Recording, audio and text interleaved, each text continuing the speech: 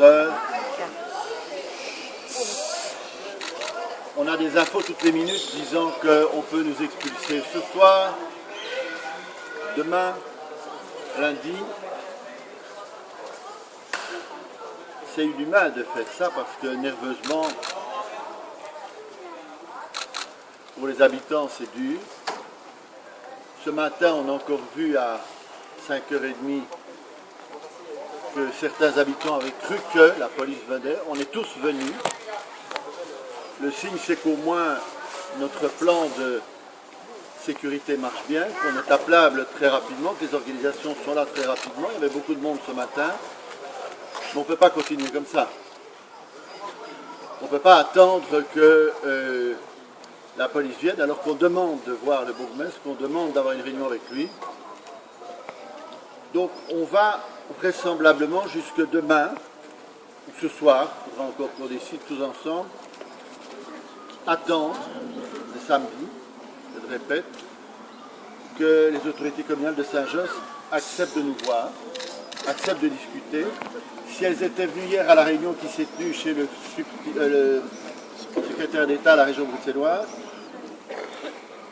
si ces autorités communales étaient venues, elles auraient compris qu'on avait des propositions, qu'on pouvait essayer de sortir de cette situation totalement inhumaine, mais elles ne veulent pas le savoir. Alors, première chose, on voudrait, compte tenu du nombre d'associations qui nous soutiennent, constituer un comité de soutien rapidement. Ceux qui sont présents ici, des associations, on les invite juste après la réunion avec Manu et avec d'autres à véritablement se constituer efficacement pour pouvoir aider, que ce soit au niveau médical. J'ouvre une parenthèse, je vous rappelle qu'il y a des gens qui sont malades et qu'ils ont besoin de soins.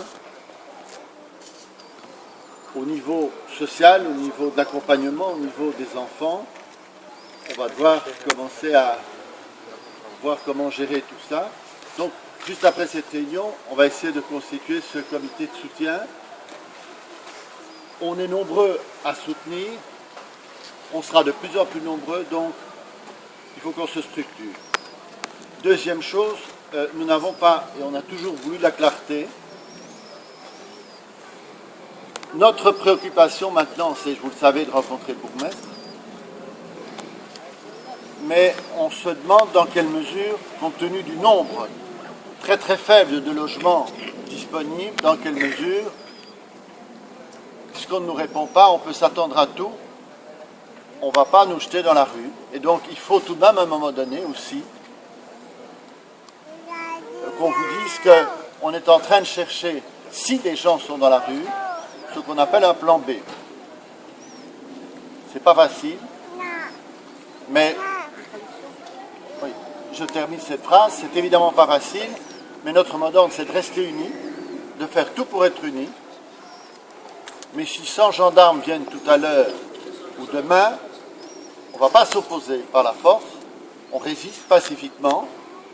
Et si de leur façon totalement incompréhensible, on vous jette à la rue, avec les organisations, il faudra bien prévoir qu'on nous reloge. On n'est pas encore dans cette situation-là, mais on y pense. Donc moi je vous donne rendez-vous ce soir, si c'est possible, vers 6h, 6h30. Ce sera à mon avis pas nécessairement essentiel, bien que, mais surtout demain à 11h pour refaire le point. On fait tout ce qui est possible pour que dans tous les partis, on fasse comprendre à M. Kir qu'il faut discuter. Voilà, pour la traduction, je m'excuse.